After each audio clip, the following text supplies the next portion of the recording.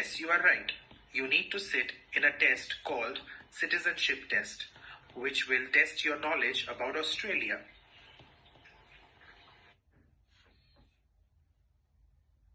અલી. હા બરાબર, તમે સાચું કહો છો. તમારે નાગરિકતાની પરીક્ષા આપવા માટે બેસવું પડશે.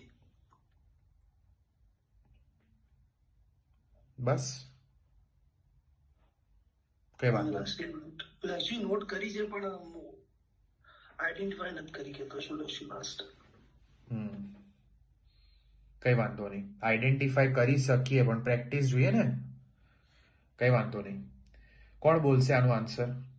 હર્ષ, તમે બોલો. હા, તે બરાબર છે.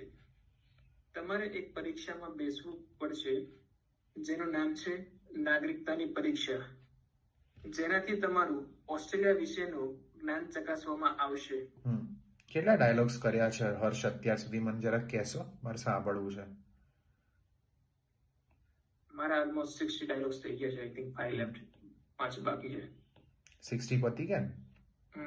દરેક ડાયલોગનું ફીડબેક લીધું છે? બધા ડાયલોગ લીધું છે મેં. બધા ડાયલોગનું ફીડબેક લીધું છે, રાઈટ? પરફેક્ટ. બરાબર. એ ત્યારે પેપર ક્લિયર થાય, અધરવાઇઝ ના થાય.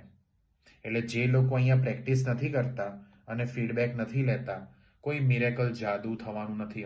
યાદ રાખજો, પ્રેક્ટિસ કરવી જ પડશે અને ફીડબેક લેવું જ પડશે. અધરવાઇઝ ફરીથી ખર્ચવા માટે રેડી રહેજો. બરાબર.